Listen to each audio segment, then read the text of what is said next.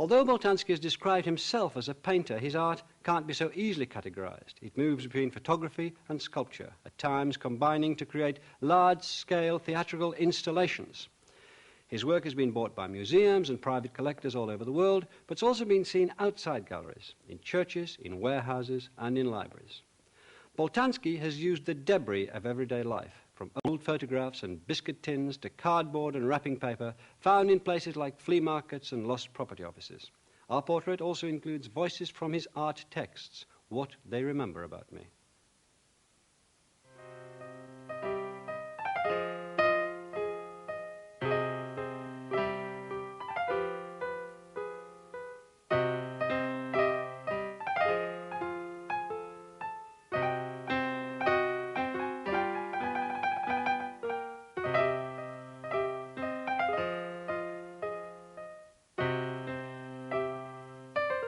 He seemed very shy.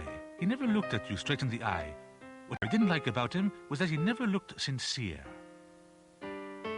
He was very nice with everyone, and people said that fellow was too nice to be honest. At first, he made quite an impression on me. Later, I learned to know him better and to separate the real from the illusory, the comic from the tragic in him. At table, he didn't know how to hold his knife and fork. He ate rather fast and messily, which is strange for someone raised in a bourgeois family.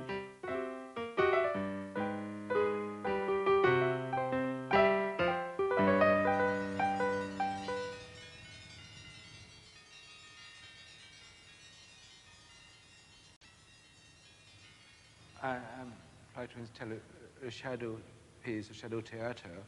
That's a lot of little puppets in cardboard. And with the lights, it becomes big shadows. But it's always very complicated to install because it moves all the time. You change one puppet, you must change all the other puppets. And it's, you know, it's like a dance macabre. It's dance macabre. If you're in a very large room, you can have shadows of 3 or 4 meters high. And some object was so stupid becomes an important object with a shadow. Some object was so simple, only metal wire, and becomes something which looks important.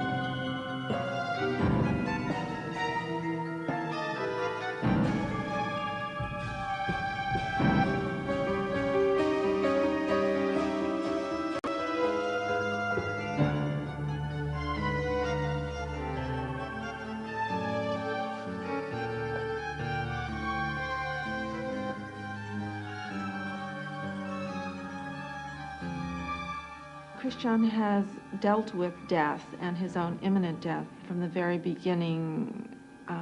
He has always been fascinated with death, or obsessed with death, you might say, and has really faked his death many times throughout his career.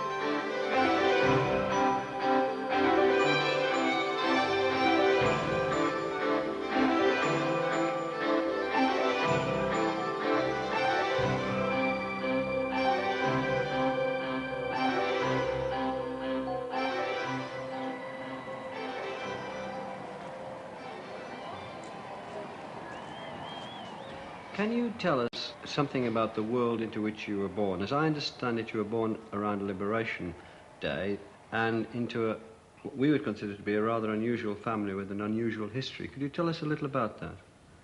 Oh, yes, but I think first, everybody is born in a strange family in a strange time.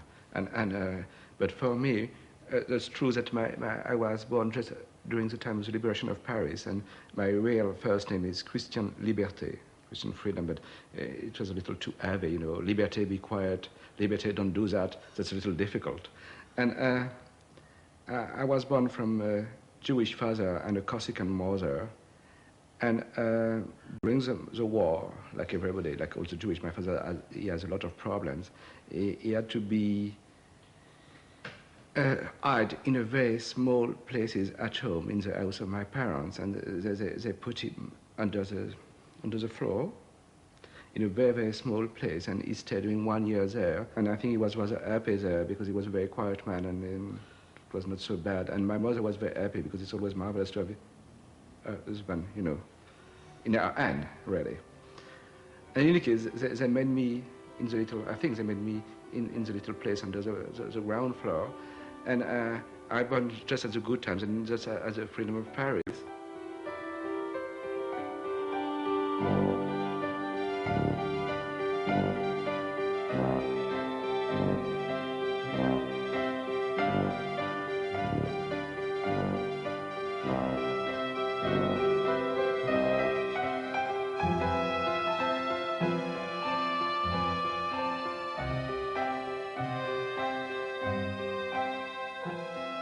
What I wanted to say with this piece, that the Nazis were not different from us. They were us, because it would be much more easy to think that the Nazis were all the devils. And in fact, they were just sweet and nice people. And it's possible for a man to love his own baby on the morning time and to kill babies on the afternoon. What I was touched with these photos, that these photos are so sweet, most of them. I mean, you have photo with soldiers and babies, with fiancés, with Christmas trees, and you know, he's making his Christmas trees here, or there's sweet mariage, and people are laughing, and people are just alive and just normal. And by example, if you see these two young ladies, there's a portrait of Hitler, but they look so sweet, and I'm sure they were sweet. What frightened me is that I think that a part of us can become Nazi tomorrow. What do you think that means, Christian? What do you... I mean, I think that's a very interesting point, but why do you want to bring this to our attention? Because it seems to me that if we thought that the Nazis are the others, we are not going to be frightened to become Nazi. Or the Nazi is something that we say, oh no, we're just normal. No, the Nazis were so awful. But we are Nazi, perhaps we are Nazi, all of us are Nazi, and a little part of the day, we are just like a Nazi, or we can be Nazis. I mean, and for this one, we must really to take care. You did the same thing in the series on Detective, didn't you? Where you showed a series of photographs where you had murderers and victims, but you didn't say who was who, and it's quite a guessing game. No, that is sure. The victim of a day can become the criminals of tomorrow. The criminals are sometimes people who are very unhappy and very sweet and very nice, and they can cry also, and we can pray for them also. I mean, they are not bad people. Everybody is good in a way.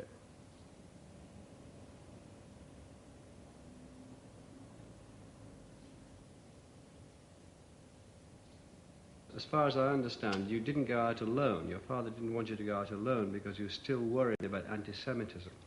You didn't go out alone, at a house alone, until you were 18. I know everybody's a strange life, but this is stranger than most. Can you talk a little bit about those? Why was your father so very, very, very protective of you? And presumably your brothers and sisters as well. It was a strange family. I mean, I don't like so much to speak about that, but it was a strange family. Then my father was a good doctor and a rather famous doctor, but after the war, it was very difficult for him to walk alone in the street. And each morning, with my mother, we wait for him in front of the hospital during 2 hours every morning. And on the afternoon, if he had to see a patient, we always go to the car with him and wait for him during 1 hour or so. And so he was frightened to go out alone, really? to be on the streets alone? He never speak to me about that, but it was the rules. I mean, I never saw him to go to the post office or something like that. But the first time I walked alone in the street when I was 18, and you know, when you are a child, and perhaps I was a little strange child, but it seems so normal. Yeah, I mean, it was only the normal. rules of the family. And for example, we had a rather large house, but on the night, everybody was sleeping in the same rooms. I mean, the parents in a bed, and all the children, my two brothers and me, in sleeping bag around the bed of the parents, and all the other rooms were empty. But, you know, I mean, I think that's, in a way, normal. As a child, he was very quiet and sat for hours without moving or speaking.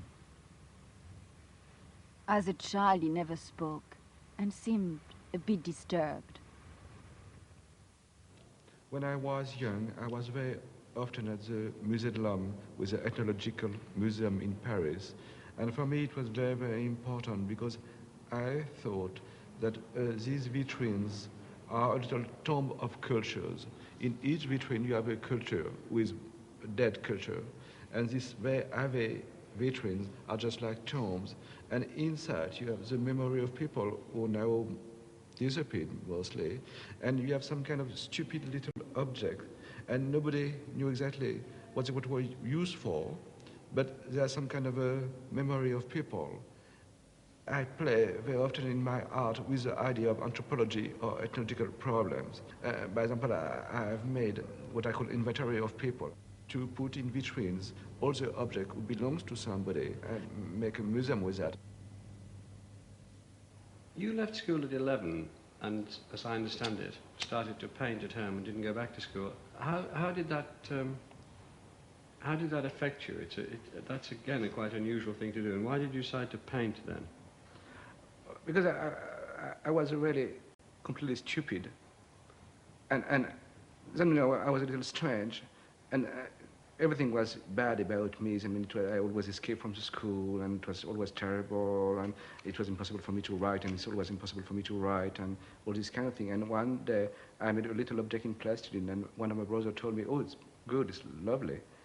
And it was the first time that somebody told me that I made something was good. And I decided to be my job, and I began to make drawings, and after very, very large painting, and I made hundreds and hundreds of very large painting, bad painting, hundreds of them, religious painting. But in England at that time, we're talking about the mid-50s, if you left school at 11, the parents, the authorities, the teachers would have kicked up a fuss. What happened here?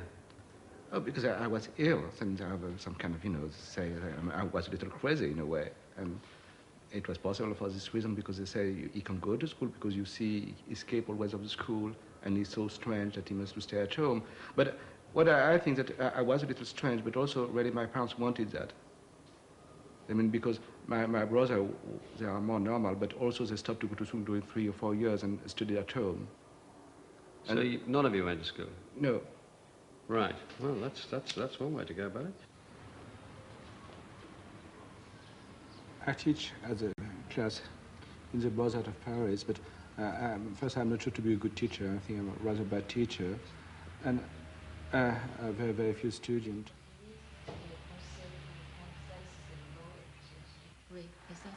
And we do nothing. It seems to me that there's nothing to learn and nothing to teach in art. The only reason that I do that is because for me it is very important to find a place like art school, especially the School of Beaux-Arts, which is so unuseful. In most of the schools, if you want to be a doctor, you studied well and you ask somebody, or you are a doctor. Here, everybody knows that it's completely unuseful. And for me, what is unuseful is sometimes very, very useful. It seems to me that it's very important for an artist to stay at home, to do nothing, and to wait. And the real good time to work is when you do nothing, only to wait and to be a little depressed and to try to think about what that means to be an artist. And by example, I'm not quite sure that it's so good for me to make this film with you, because, you know, perhaps it's too romantic, but for me an artist must be a little outside of the reality and to be in his own head and dreaming.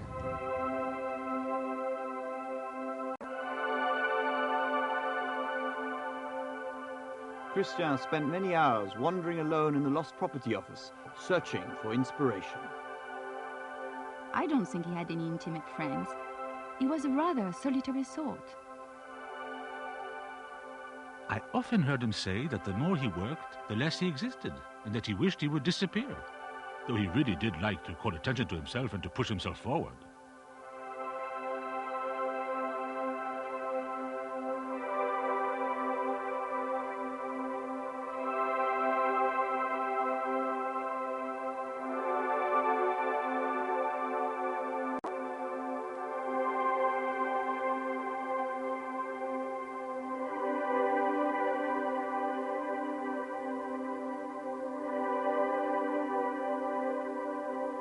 What we are doing now is nothing in relation with my real life. That means the only problem, perhaps I have no more real life, perhaps I'm only a machine to answer interview.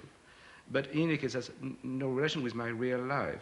I mean, you know nothing about me, and I shall say nothing about me, but I shall say something about life, but not about my life. And perhaps when you are an artist, more and more you destroy your own life. So you're not going to say in this interview, let's get this absolutely straight, that everybody knows that they can switch off if they want. You're not going to say anything at all about yourself? No, but there's nothing to know. Why is there nothing to know? Why is it not important that you were brought up in this extraordinary family where your father was Jewish, your mother was Catholic, he was under the floorboards of your house, you didn't go out alone until you were 18, you left school at 11 and started painting, you now do these installation works all over the world, which we're examining in this program. Was there nothing to know about that? Do you think there's no relationship between the life of an artist and the work of an artist? You know, I'm not speaking about me, I'm speaking about the others. And I want to make some kind of cliche about childhood, but not about my real childhood. And it seems to me that it was much more easy to be dead than to be alive. And in a way, when we are an artist, it's also to disappear, to be nothing, to be only the others. Coming back to being dead, why you keep going back to childhood, other people's childhood, your childhood, the idea of childhood. What about the children of Dijon? What are you doing there? What is always strange when you look to 200 photos of young boys or young girls, that they look all similar, but they are all different. And that's something very important for me, that to imagine that each one has his own life, and each one is different with his own story. And when I say religious, is to try to show that. I mean, to try to show the individuality of each one.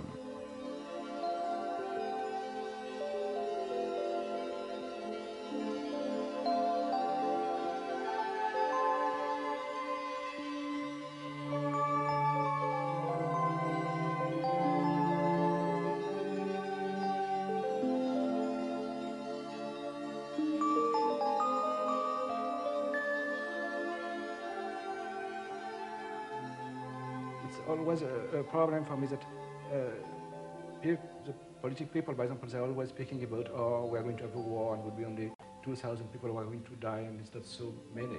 But in fact, it's never 2,000 people. It's one who loves spaghetti, and the other one who is gay, and the other one was a girlfriend. Then it's always one and one and one. It's never 2,000. And what I try to say and what I try to speak in my work is also about that everybody is somebody and everybody is different. And that's also the reason that they are all holy, because they are all different. They are not a group. They are always one person. Your work, The Children of Dijon, is very much laid out like a number of saints in a Catholic church. Like it draws on Catholicism for its power, it seems to me. And it's as if it's a place that people come to worship. It's got a feeling of shrine about it. Why did you want to do it like that? Well, I'm very interested in religion. I'm not a believer. Unfortunately, I wish to be, and I try to be, but I'm not for this time. But I'm very interested in the Catholic religion, and I wanted to say that all these little boys becomes holy people. They are all different, all with another life, and now they are dead, because now they are 30 or something. That means the faces we see are disappeared, but they are holy people. Yeah, it's on the time of monuments, and then it's stupid because it's, you know, it's only Christmas photo of Christmas paper and stupid little light and stupid little children of Dijon. I mean, if I choose the children of Dijon, it's also because they were nobody. I mean, there were no Jewish or there were no German. There was only sweet or ugly teenagers. somebody asked me, but I didn't do it, in Germany to make a monument about the Holocaust. And I said I didn't want that, because I don't want to make monuments about the Holocaust. But I told them that I think that the best solution to make a monument about the Holocaust will be to make a monument very, very fragile, and a monument that you have to rebuild every week. Because if you make a monument in bronze, after some time you forget completely why the monument was there. But if you have to rebuild the monument every week, you must to repeat the prayer every week, and you must to think about the monument.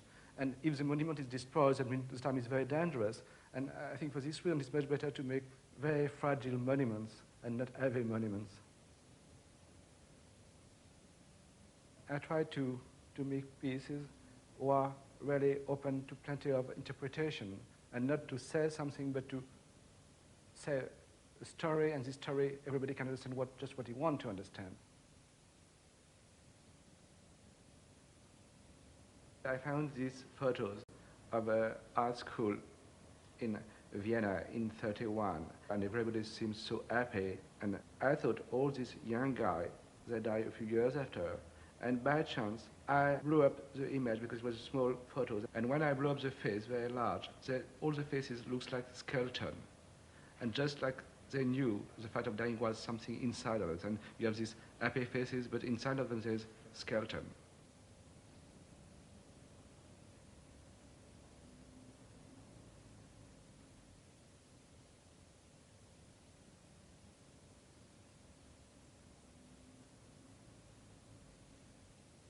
He's playing with the fact that photography can deceive by zooming in and by enlarging these photographs to a point where they really are no longer legible, to where the eyes become these ghostly sockets, and to the point in which they really do look like skeletons. He's again pointing out that photography can deceive, photography can be manipulated, and he is very successful, I think, in the way in which he's managed to play again with truth and allude to the Holocaust while still not referring directly to it. You didn't acknowledge, it seems to me, please tell me if I'm wrong, your Jewishness, your father's Jewish, until much later. And now it's becoming more important to you. You just put up an installation, a study for your museum of the Bar Mitzvah. That's you've already done this year. And there's a great deal in your work now which brings in your Jewishness, particularly the Holocaust. Now, first of all, why do you think, if it's true, why do you think it took quite a while for this to come through in your work? I think it was very important, but I was too frightened to speak about that. You were still frightened in the 60s, 70s, Yeah. early 80s? It was in this country, or frightened out of yourself? No, it was not directly frightened. I mean, it was not dangerous to be a Jewish, but it was something that my father said always, we are Jewish, but we must not to speak about that. I mean, that's something, and that is true, that I was always a little ashamed to be a Jewish. I mean, when I was at school, and perhaps it was one of the reasons I left the school, because the other children say, oh, that's a little rabbins who arrive, and this kind of thing. And I knew that it was something was not good to be Jewish. My father was born in France, and he was just like a normal little French guy. And when he was 7 years old, my grandmother took him at the school, and she said, oh, I must to tell you something so awful and something so terrible. You are Jewish. And my father said, no, it's not true, because I know that Jewish have special hands to take the money, like the birds, and my hands are normal, and I'm just normal. And you know, you have always this kind of thing which is so strange to decide that you are Jewish or not. At the Jewish Museum, it was some kind of a joke against the Jewish American, because they asked me to make something at the Jewish Museum, and I thought, what does that mean to be Jewish now for an American person, for you? It seems to me that it's mostly social, and all the religious part disappeared completely, and now it's mostly, to me, it's a sweet party. And for me, it was funny to show all the invitation card, and I really created some kind of an ethnological museum about the Jewish now in New York.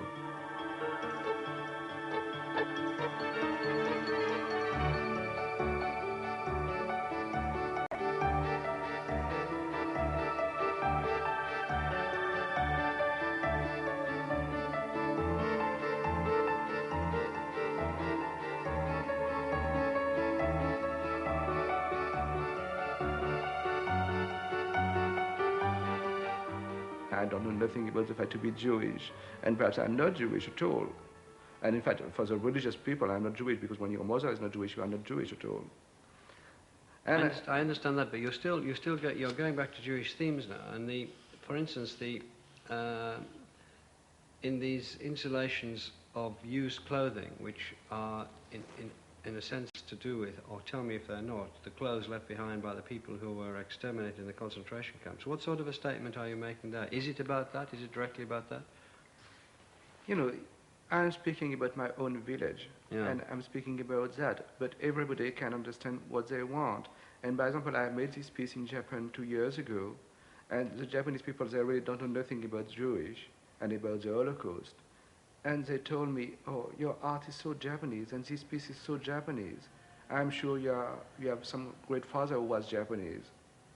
And I was very happy of that. I mean, that's beautiful.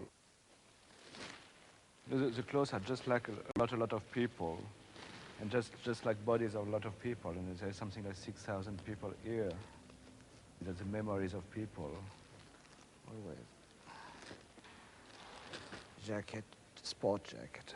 But it's also, especially in Germany, in direct relation with what we can see in the Holocaust, because it's so, I mean, it's some kind of a disaster. It's really like plenty of bodies.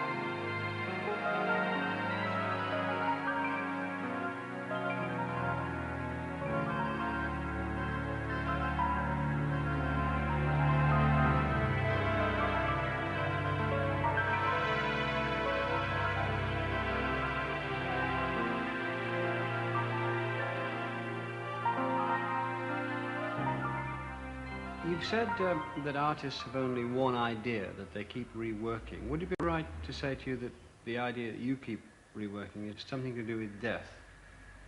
Yeah, sure. But it's something so strange to die, you know, because you are somebody. I mean, you are somebody because you know a lot of things. By example, you have plenty of jokes in your head, and you know where to buy the best pie in London. I hope so, because I love pie. In any case. And then you are somebody. And if I kill you, in 1 minute you are going to be only a very dirty object, and already an awful object. The stone is better than you. And that's something that's so strange. But even in what could be called rather lighter works of yours, shadows and candles, these works, this idea comes in, does it not? The shadows are also about the fact of dying in a way, because we know like shadows are always some kind of ghosts, but just nice little ghosts, nice little, or like a little small spirit or something with sweet.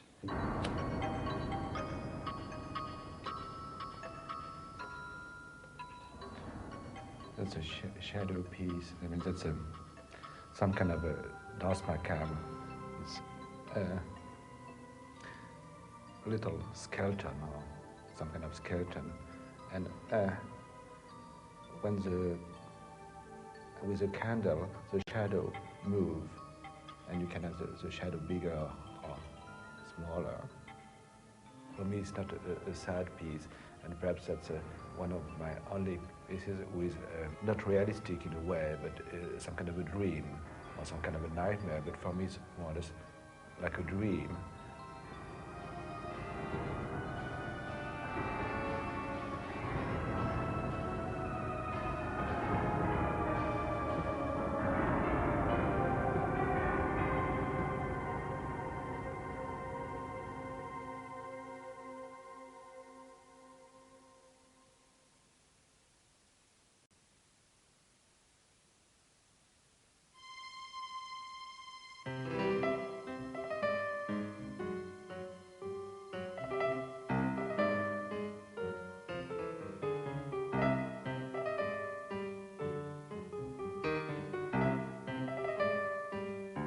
He only likes cities.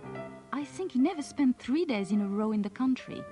He said silence made him anxious.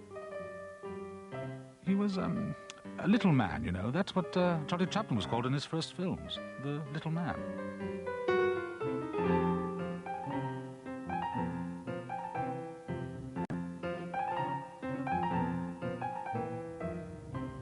Most of the time very depressed, I can say, and you can see that when I'm with you, I'm really lost and I really don't know what to do, and I'm not sure about art and I'm not sure about my art, but that's also you can't see that when you are making a film.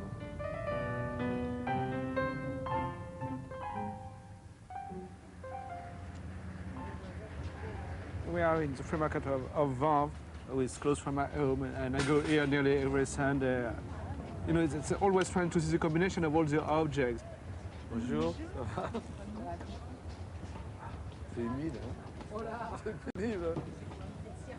Oui, là. Very often I found photos here, or old magazines, or strange small objects. I mean, I can say part of my work was coming from here.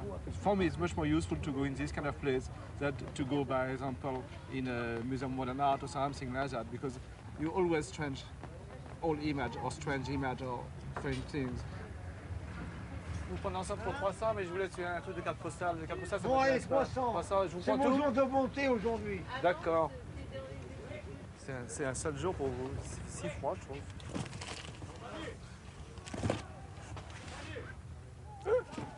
In my life, there's no one way to look at my work, but you can imagine that I'm also a very funny artist, and I wish to stay like a funny artist in a way.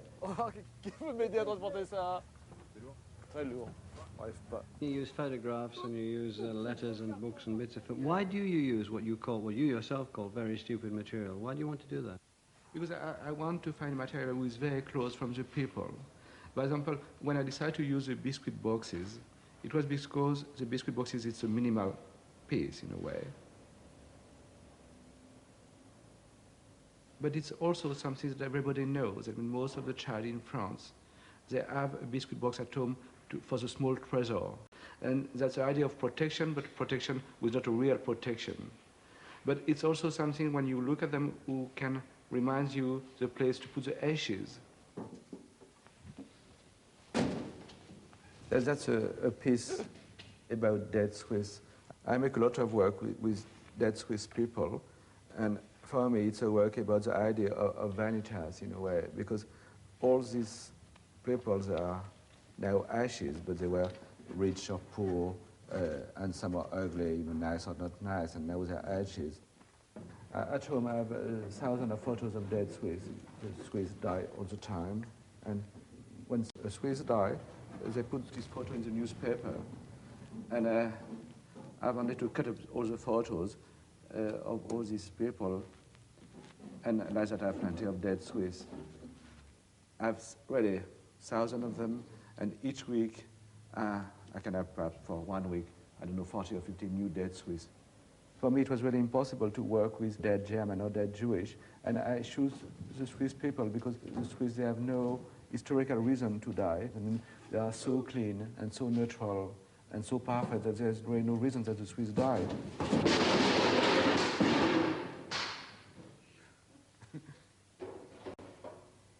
The first time I showed this piece was in a gallery.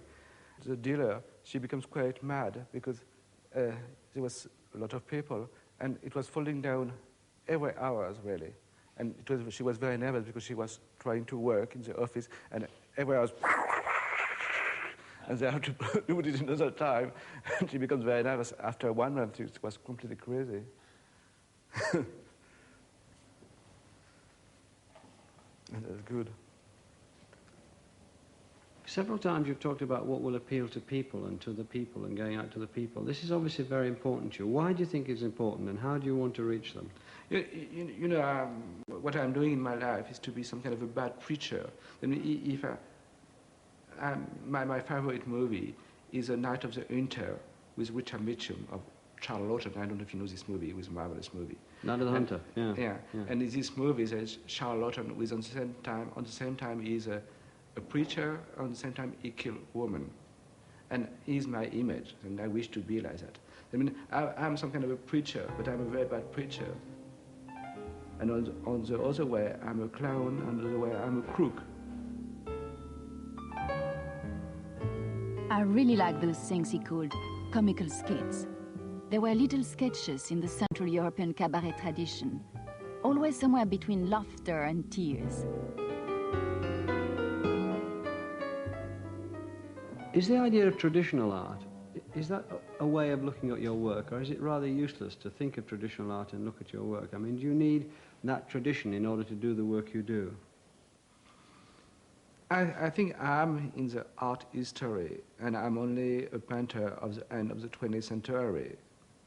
And, you know, I'm going to be in museum, just like we're all going to be in cemetery. And after, people are going to say, oh, he was an artist of the end of the 20th century. But what I like really, and what I really hope, that everybody can be touched, and be touched by the first, you know, first feeling.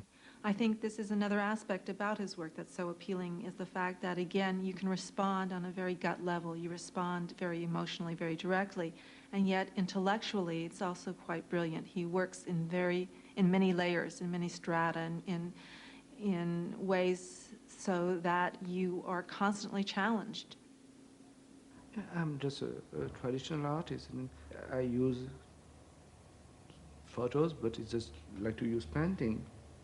And there's nothing better to use photos of painting.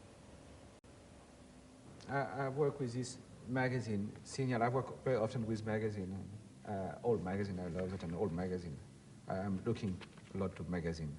But that's a magazine with strange. It was made by the German army. It was for French people, and during the war in 43. And in this magazine, it was funny for me because you have plenty of things. And I only made a piece with collage, because inside the magazine you have these pages, but I cannot explain that. You know, it was like that, we can say. That these pages is relation between this, and these pages is relation between that, and this page is relation between that. But if you open the magazine, you have some kind of a strange collage about two reality. I mean, about war and dance, or about countryside and warplane, or beautiful woman and military, or war and flowers, or painting and soldiers, or diamonds and soldier. And for me it was interesting to do that, because I think when we read now a newspaper, we have in the same newspaper some awful image of the war in Yugoslavia and the last image of the last theater play. That's really collage, but that collage I didn't do because I only opened the newspaper. When I go in Italy, and when I go in a church in Italy, and I see this so large and beautiful painting, for a poor man of this time, it was really, you know, Hollywood, because, you know, you have always wars and murderers and some naked woman and events, and now it's very difficult to look at the painting in the same way. When I go to the Louvre, I always think that the Louvre is only sex and violence. So that's just like at the TV. You know, it's the same, it's only image of sex and violence. And I'm sure that one of the pleasure to the people to look at the painting at the Renaissance was to see nude woman, image of violence. You know, it was just like Absolutely. Films.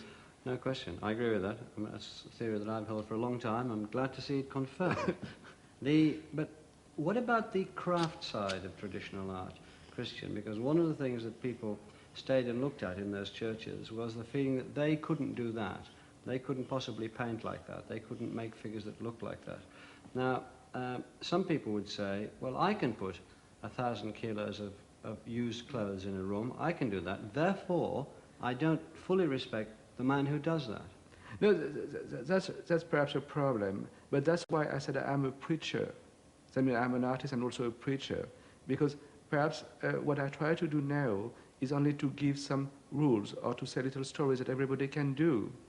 And in fact, everybody can do my work. And what is important for me is to give rules, and everybody can do it for me. I mean, there's no other idea that I touch it. You know, there is something always very funny, that in the Middle Age, for a town, when the town wanted to be rich, they have to find a little bones of early man somewhere. And if they found these little bones, they built a very large cathedral, and there's plenty of people who go there and pray, and there's a fair, and the town becomes rich. And now, for a town who wants to become rich, they must have two Van Gogh or two Mondrian.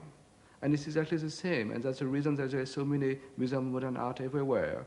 It's only like the old cathedral with some kind of holy relics. And so you think that Van Gogh is a holy relic? Absolutely. I think most of the art world is turning around the idea of the relic. And perhaps it's something I want to change.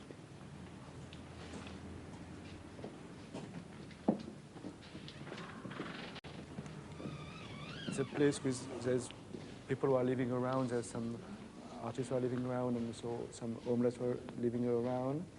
And we decided here to make a piece with plenty of clothes, and people can buy the clothes for 10 francs. I mean, they have a bag, and they can fill the bag with all the clothes they want for 10 francs.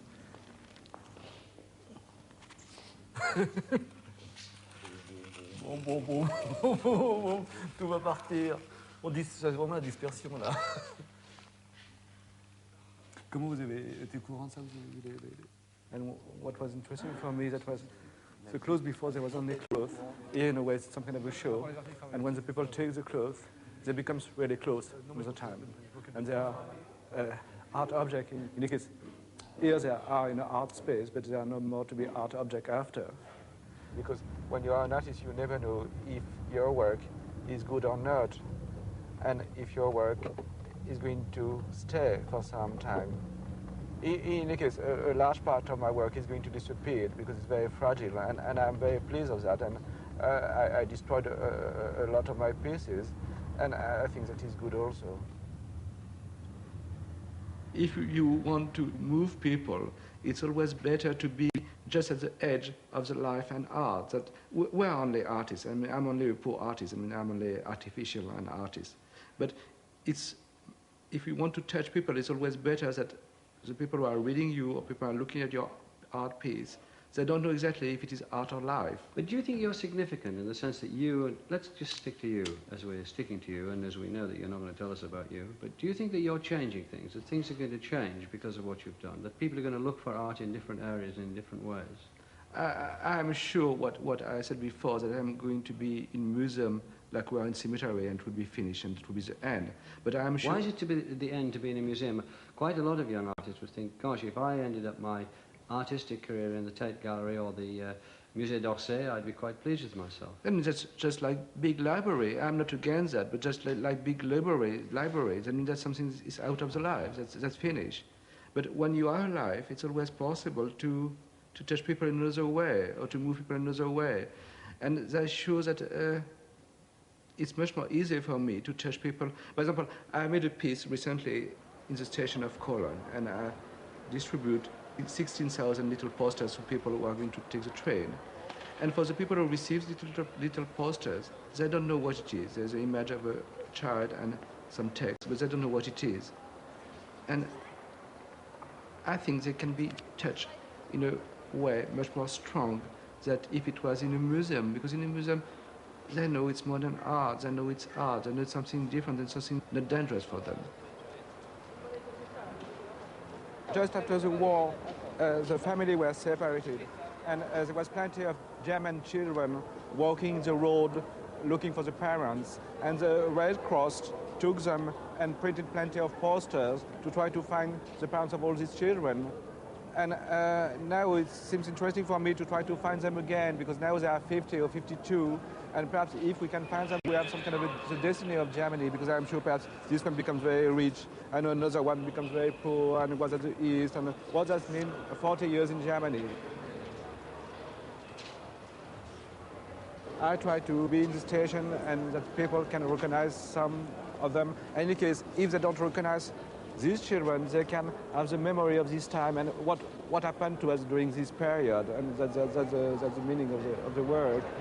I think these people are looking for their parents, and what I have an idea that maybe they were lost in the chaos of the war, but also maybe parents gave the children a way that they could survive.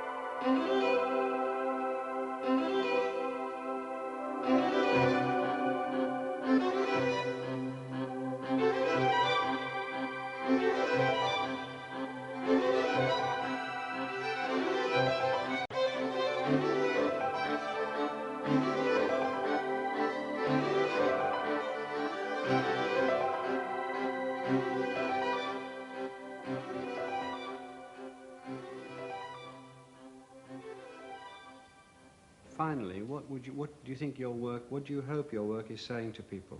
Ask questions. I have really no answers, and I'm completely lost, I can say, and more lost, really. I mean, I'm lost in my life and lost in my work and lost everywhere. But the only thing we can do is to ask questions. But there is no answers. And it's better not to have the answer, because the answers are always so dangerous, because there is no one answer, there's so many answers. And if somebody thinks that he knows the answer, it's very dangerous.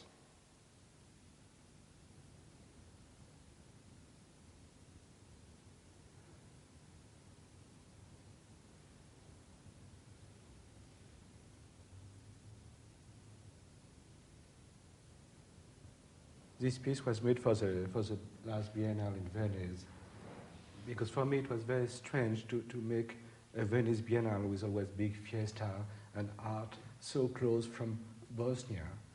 And I tried to make a work about one of the Biennale in 38, and in 38 there was plenty of awful things around. There was a war in China, there was war in Spain, Hitler arrived in Czechoslovakia, but there was also a Biennale, a nice Biennale with plenty of fiesta. And what I did is that to melt all the photos of all the paintings who were at the Biennale during this time, and some photos I took in a magazine, I mean the photos of the reality and the photos of the art. And what is strange is always that the art is so sweet. I mean, it's mostly beautiful woman, fruit, landscape, and the images are so tough. I mean, the art was not the mirror of the reality. But nobody cares about the war and about all was around.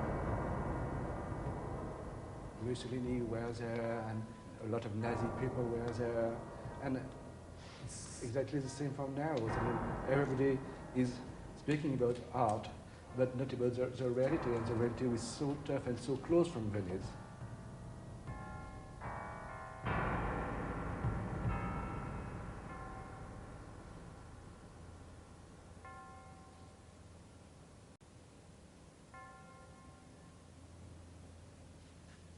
I'm a formal artist like all the artists, but I really want that people can forget that and really to think about the meaning. And if you use real documents, they look at that just like a documentation, and in fact it's some kind of documentation also.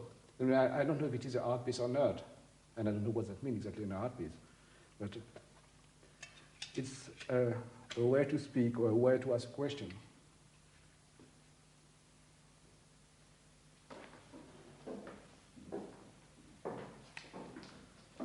The fact that he has, in a sense, dealt with his own biography. He is his own critic, he is his own archaeologist, he is his own curator, and his life becomes part of his art. And then to really, in a sense, determine what is fact, what actually is an artwork, and what is his life, what is this fiction that he's created, can be difficult and challenging, but that's part of the attraction as well.